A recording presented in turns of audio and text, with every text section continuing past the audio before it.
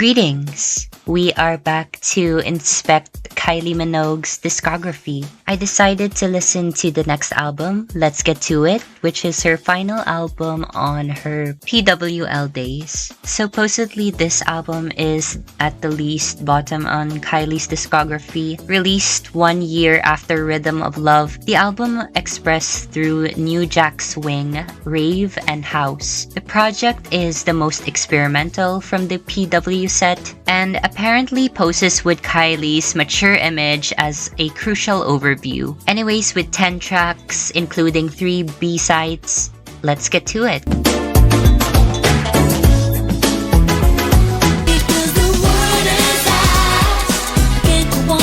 Word Is Out starts off the album strong. The theme revolves around judgment on the certain individual trying to believe their pleading innocence was never an option because everyone knew the rumors and they stick with it. The horns really go off on the production, intense and signals the overall spreading the message intention. Her vocals are okay, they are strong on the chorus. Background vocals also add to the drama of the scenario. The whole song is great. I just wish there was a switch up or a different bridge. It is quite constant all throughout, but love the energy though. The second song caught me off guard. This is a cover with the original of the chairman of the board. It is about 2 lovers spending quality time, and one is eager and hopeful for its growth gradually. The production sounds vintage with the piano. It is dancey and had that old-timey notion surrounding it.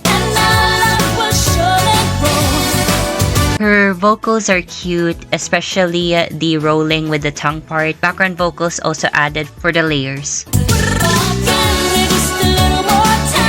I got caught off guard with this one actually. As a lover of Kylie's track 2s, it unfortunately was a miss for me. And actually, I do not play the track, but I do love her vocals in this one. This song creeps in hip-hop lane. It is like an invitation and wanting the love to control over the person, enticing to accept the love, which gives a dominant tone. The first tonal shift for the album, and it led to hip-hop influences with those bouncy rhythms. It is special in terms of production, and I like the pace. Her vocals are great, especially the cadence, along with her background singers. I would describe it as scenic with a flow unmatched. The first song I am impressed with upon listening to. It gave a different vibe from the first 2 tracks.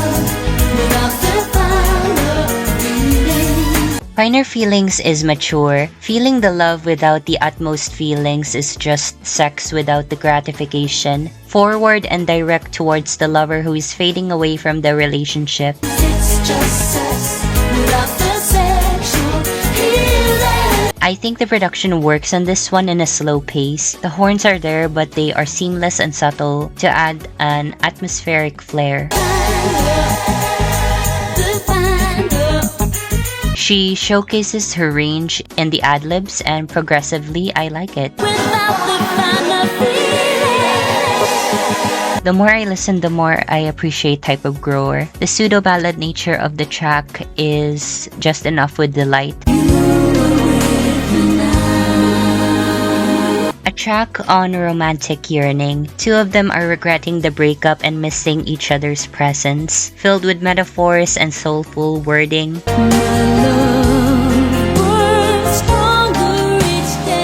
Your typical ballad with pianos and strings, probably the most grandeur of the track so far.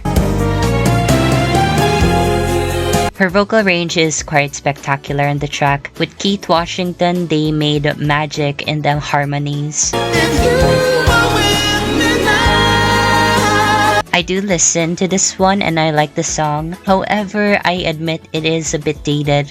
all I can hear is some of Disney's 90s classic ballad, and that is not a bad thing, it is just of its time. Let's get to it right now. Quite a mellow title track. She wants the love to progress and kind of work out from what I gathered. Unfortunately, this is one of my least favorite in lyrics. They're kind of okay and vague. Let's turn a spark to a flame. Production is stripped back to match the ease of the rhythm. As it progresses, it goes monotone in the standard. I only like the vocals in the track. They are good and the background voices layering are pleasing to hear. I had so much expectations as the title track. I was trying to like it, but it is not on the top of my list.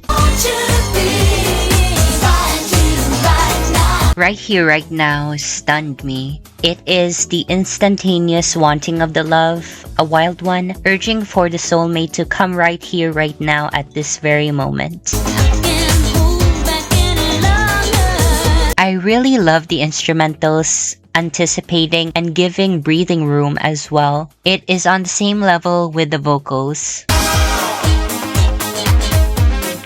Along with the production, the vocals are a favorite, especially the transition from the verse to the chorus. The aspects are grandeur and catchy. This track is a favorite. It is underrated as well, and it clicked to me, to which listening to it on repeat, it is fun and enjoyable. Live and Learn is underrated and inspirational. The message on the whole encouraging to look forward after the loss of a relationship is kind of sweet. I love when artists put uplifting lyrics to the listening experience. Production is the same as the other tracks, but it fits quite well in pacing, standard and follows through progression. Vocally, it is dynamic with the background vocals as well. There are so many loving melodies all throughout. Live and Learn is another hidden gem, which I like. It is inspiring, feel good, and love the overall message. There's no world without you. Another simple ballad, Onto the Ladder. Missing someone, possibly a friend, and the little things she noticed about them. The production is just guitar to premiere the raw vocals. Speaking on the vocals, the range Kylie gave is powerful. With that being said, this is my least favorite and the shortest song on this album. Where did this come from? I cannot even say to you the extent of the lyrics because it is literally the same word all over again. Production-wise, the final track on the standard is the strongest, both out of the box, genre-wise, and sonically. Rave production with the mash of New Jack Swing. It is so chaotic. Vocals are repetitive to induce the dancey feelings on the whole track. Pure mania and clubhouse vibes. Not going to lie, I did not expect to like this track so much. So much I preferred this genre over the most of the album. It is so unexpected and I like it. Say the word, I'll be there. We get into the B-sides of the era. The track is about being with someone even when they are far away. The lyrics are wild from the scenarios being showcased. Kidnapped by anyone, I'll set you free. I feel vintage vibes on the sounds of the track, more so 70s with the emotion of carefree and outgoing flow of attitude. Vocally, it is beautiful as well, fits into the ballad lake on the album. Nothing can keep me away. Not necessarily a favorite, it is kind of a shift. The song is good as its own thing. Do You Dare is another rave-induced bop. Lyrically, not much going on, in context daring the person to pursue this love. The shining element, of course, is the house and rave production. It is so hypnotic and stylish in composition. Love the harmonious parts in the chorus. The layers are so magnetic and pleasing. It is, I Guess I Like It Like That sequel. It had potential if there were more lyrics. Closer is the last and another rave bop, not to be confused on Closer on Aphrodite. It expresses to be closer with someone she loves. She just wants quality time. Love the pulsating synths on the production. It reminds me of Shocked from Rhythm of Love, but with an ominous angle. Her vocals delivered are something out of this world. Maybe the modification and repetition made it stand out. The same to be said on the previous track. I wish there was more progression and lyrical content. They had potential and I preferred the style on them. Well, the whole experience is done. And I have some thoughts. The PW formulaic energy became tiring to the audience at this point, which led the album to feel a bit disjointed. Feels everything happened but nothing at the same time, in a sense. There are major parts of the album become saturated with the new jack swing elements, paired with a dash of hip-hop, ballads, and an unexpected set of rave endings. Track listing is a make-or-break element on the discography, and this feels more like a collection. The genres get you in a dizzy, and the themes are messy to interpret as well. Maybe it is an on and off romance, I do not know. The new jack swing genre may exhaust in a few tracks when listened too much. The rave parts, as much as I prefer them, only had few potential. I would agree on the specific part. Her vocal range is quite mesmerizing on the project. Along with background vocals, it has some of her best. But paired with the production and the lyrics, they kind of threw me off. Those are my thoughts on this album, and here is my overall ranking and rating. Tried hard, had to be strong. There's nothing that I wouldn't do. Baby, please, baby, baby, don't you see what I'm trying to say? When I'm with you, 'cause it's so right. I just wanna know to bring the light into my day. Can't go on pretending some overtime. Don't be afraid to do what you must do. I like it like this. Love open, let me in. Too much of the good things, a good life with a clear air. 'Cause I want you to be.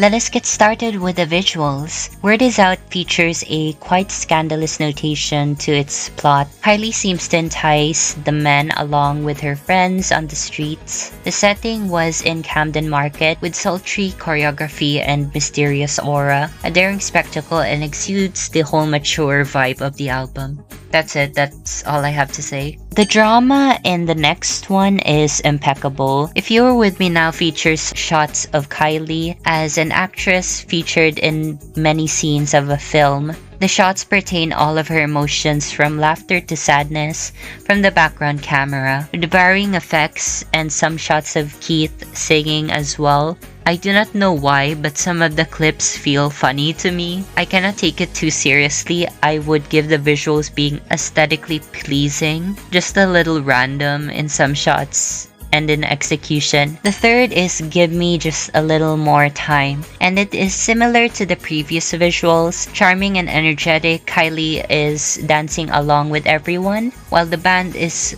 powerfully playing. The golden filter adds to the vintage feeling of the song, kind of a simple feel-good music video onto the mix. Finer Feelings is the last single with stunning visuals. Kylie seeming to be running away from a recent lover in the scenic city of love is irony. She eventually finds another potential lover when they bumped into each other.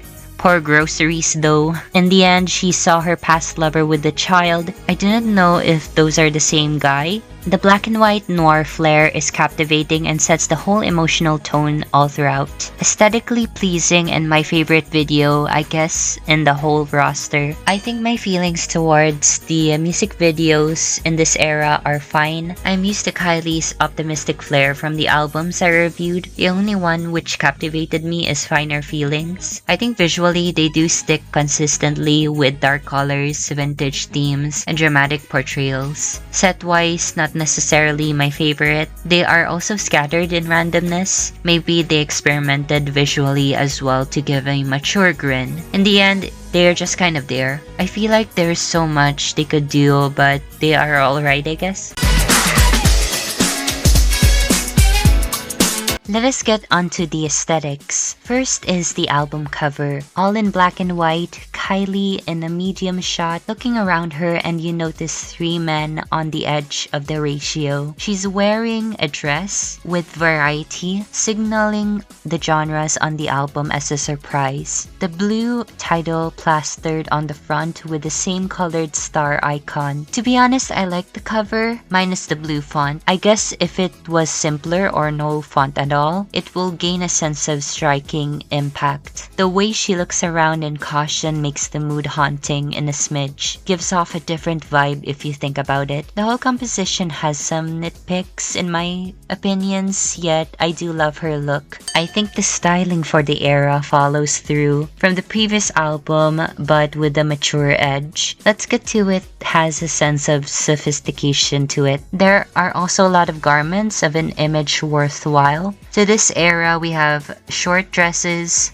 motifs and patterns, two-piece sets, caps, and a lot of black garments. Her makeup is the usual black wing with a touch of red lips. Eyeshadow is dark smoky, mostly on the photo shoot. Hairstyle varies from the side straight down do to the curly, short, messy one. The most of the era gets a sense of nostalgia with a couple of ensembles mentioned. Let me show you my top 5 from this era. The tour has some fun and wacky outfits. I especially like this one for the iconic jacket. It is so frilly and glowing at the same time. The rest of the ensemble is a mixture of different textures. I only love this one solely for the jacket. This all fishnet induced ensemble is so grandeur and stunning. Really captures the sophisticated essence, along perfect for choreography. Sure, it is mostly all black. I love dark clothing and it matches the makeup. Her hairstyle is also another top-notch final piece. Love the curls. The dress for the album cover is embedded to its motif of finest perfumes. I love it for its details and it captivates the most when you look at the album cover. Her hairstyle and makeup contribute to the dark and mature aura of the styling. Definitely simple yet fabulous. There are so many to choose from in this video. There's this overtly textured cardigan sweater thing that is a close second, but my eyes got into this pseudo wedding dress, frilly with a flowy shawl, and the length is perfect. Pearls and an updo. I cannot believe how much elegance radiates in this dress alone. Lastly, this one is the really one I wanted to have. The Finer Feelings music video features a black as night feather coat. The silhouette is so good when put into a vast location and it shows. The beret and with that hairstyle, it is utmost perfection. Probably my favorite look from her in this era.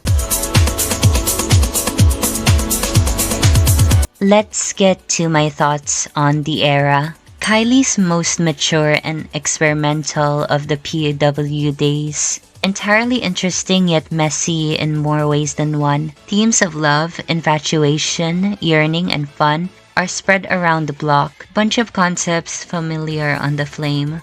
Production is all over the place in 𝕄𝕦𝕤𝕚. We get a spur of new jack swing, rave, ballads, and hip-hop on odd placements. Her vocals are actually nice with a lot of range, together with background voices and dynamic deliveries. To display a style of maturity and reclaim the image, the word is out to the woman who is just having easygoing fun. I admit I am trying to like this album in a couple of listens. It is definitely an acquired taste. Most of my favorite tracks here are underrated. It is probably my least favorite of her albums that I reviewed so far, but I appreciate her vocal range on the record. They are some of her greatest. So what do you think of Let's Get To It? Leave a comment on your thoughts. And this is actually the 30th era review video. So feel free to like and subscribe if you want to see more of these. And I will get to you in the next video. There's nothing I like better to wish you a pleasant day.